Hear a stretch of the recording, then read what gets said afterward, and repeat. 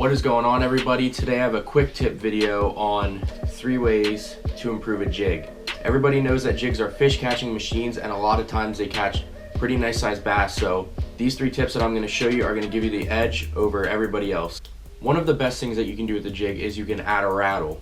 You simply put a rattle on by putting it on the top of the hook, and you slide it over until you catch the lip there, and then it's on perfectly. Now, the edge to adding a rattle is that it makes a ton more noise in the water than obviously if you didn't have one. When you're bouncing jigs off the bottom, if you're flipping them or you're just slowly dragging them on the bottom, these rattles will give off a lot more noise and a bit more vibration than a jig would on its own, and that can draw in a lot more bass that are in the area that, you know, wouldn't notice it was there, wouldn't even pay attention to it as it went by them.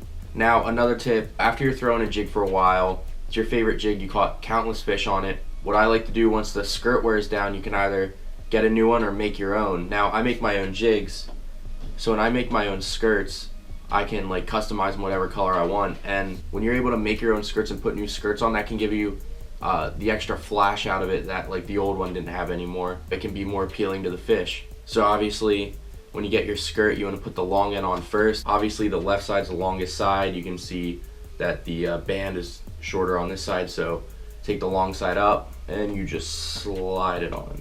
And then the next thing you know, you have a beautiful looking jig ready to fish.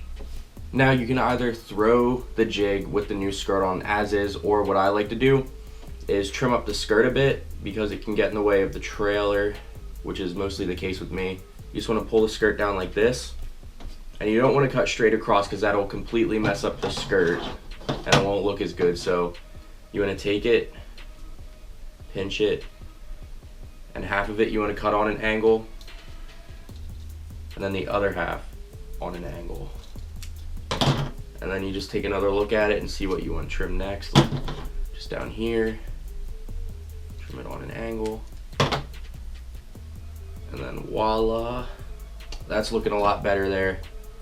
A lot smaller of a skirt, smaller of a presentation, just what those bass could be looking for sometimes. Now, sometimes what I like to do is throw scent on a jig, and by that I don't mean like, you know, the kind of scent that you pour on it and stuff. I like wax scents, like the Eagle One Bait Company Fish Attract in here. You know, it's in a wax form. It's pretty much like chapstick. You just twist it up, comes up, and you can apply it to any hard bait. What I like to do is when I have the trailer on there, you know, I'll put my trailer on and I'll actually apply this to the head of the bait, bit on the skirt, because it will stick to the skirt, and then you can put some on the bottom of the bait and on the claws.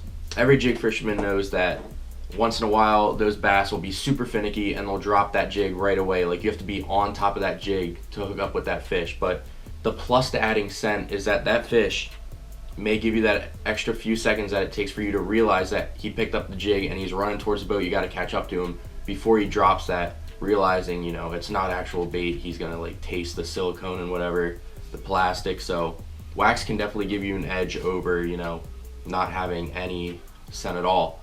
I hope this video helped you guys out a good deal. Let me know how you guys do with these tips. If you guys do tips that I didn't mention in this video, drop them down in the comments below. Help other people out, let them know what you do.